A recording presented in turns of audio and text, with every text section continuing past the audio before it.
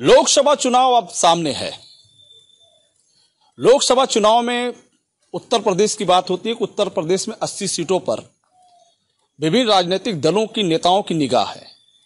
खासतौर पे पूर्वांचल में भारतीय जनता पार्टी और उसके सामने इंडिया, यानी एनडीए के सामने इंडिया, किस तरीके से लोकसभा चुनाव में मजबूती से मैदान में होगी।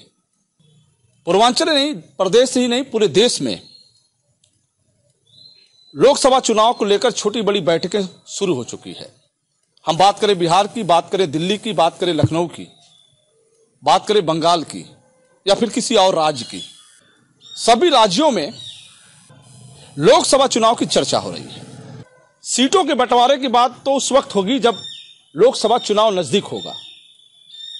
किस सीट से किसको लड़ाया जाए, हर दल गुड़ागणित पे लगी हुई है। भारतीय जनता पार्टी हर सीटों पर अपनी फोकस करके चल रही है, निगाह लगा के चल रही है कि हम किस उम्मीदवार को किस लोकसभा सीट से चुनाव मैदान में उतारे ताकि हमें जीत हासिल हो। लेकिन पूर्वांचल की बात करें, लोकसभा सलेमपुर में आजादी से बात, यानी आजादी के बाद से 1957 से हम बात करें तो वहां कांग्रेस, यानी लगातार कांग्रेस का ही कब्जा रहा है। 1957 में पहली बार विश्वनाथ राय कांग्रेस से सांसद बने। फिर उसके बाद 1962 में विश्वनाथ पांडे कांग्रेस से जीत हासिल की। 1967 में पुनः एक बार विश्वनाथ पांडे को कांग्रेस से जीत हासिल हुई। 1971 में तारकेश्वर पांडे कांग्रेस से सलेमपुर के सांसद बने। 1977 में राम नरेश कुशवाहा बीएलडी दल से सांसद चुने गए। उसके बाद 1980 में राम नगीना मिश्र कांग्रेस से फिर लोकसभा सलेमपुर के सांसद बने, यानी कांग्रेस 6 बार वहां से चुनाव जीती। फिर बात आई 1984 की, फिर पुनः एक बार वहां की जनता ने राम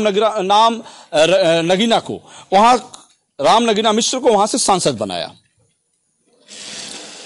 1984 की बात के बाद 1989 में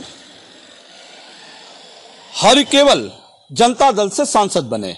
1991 में पुनः जनता दल से हरिकेवल को वहां की जनता ने पुनः सांसद बनाया।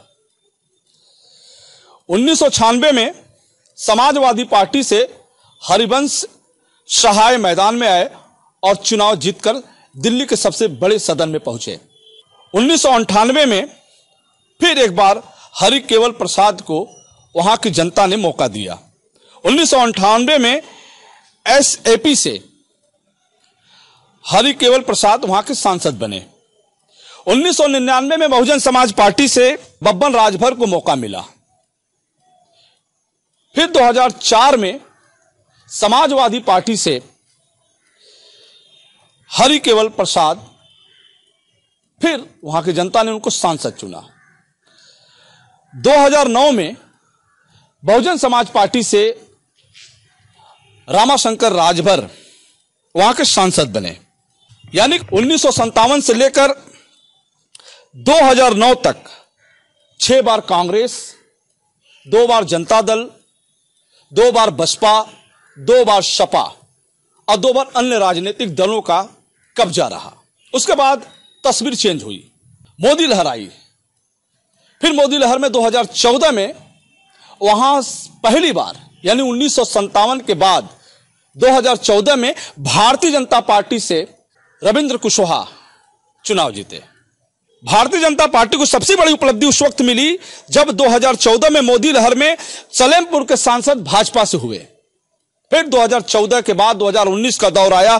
2019 में लगा कि तस्वीर चेंज होगी, नया चेहरा आएगा, भारतीय जनता पार्टी के विकल्प के रूप में कोई और राजनीतिक दल के सांसद चुने जाएंगे, लेकिन नहीं, ऐसा नहीं हुआ। वहां की जनता ने पुनः भारतीय जनता पार्टी के रविंद्र कुशवाहा को वहां का सांसद चुना। अब 2024 की बात हो रही है।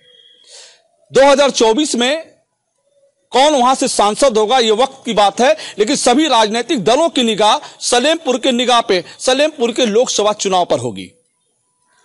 6 बार कांग्रेस, 2 बार सपा, 2 बार बसपा, 2 बार जनता दल, 2 बार अन्य राजनीतिक दल, 2 बार भाजपा, सभी राजनीतिक दलों को मौका मिला।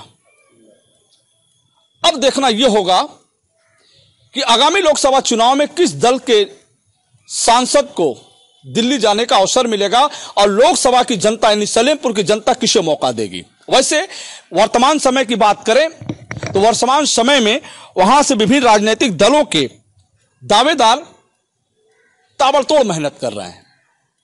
कई ऐसे दावेदार हैं जहां सलेमपुर में अपनी जनता के बीच पकड़ बनाए हुए हैं। होर्डिंग पोस्टर के माध्यम से कई ऐसे चेहरे हैं जो सलेमपुर की राजनीति में दिखाई दे रहे हैं। भारतीय जनता पार्टी से जहां रविंदर कुशवाहा पुनः होर्डिंग पोस्टर नजर आ रही है, वहीं और भी ऐसे चेहरे हैं। भारतीय जनता पार्टी से बात करें, नागेंद्र पांडे के भी होर्डिंग पोस्टर देखे जा रहे हैं, राजेश सिंह दयाल के भी होर्डिंग पोस्टर देखे जा रहे हैं। बांसडीह विधानसभा क्षेत्र के कुशौरा निवासी योगेश्वर सिंह भी राजनीतिक सुर्खियों में हैं। और भी ऐसे चेहरे हैं जो चुनाव मैदान में अपनी पकड़ बनाकर चल रहे हैं और जनता के बीच हैं। फिर हम आपसे जुड़ेंगे, तब तक के लिए इतना ही। जुड़े रहे हमसे बलिया अक्षर से। मैं रोशन जायसवाल, नमस्कार।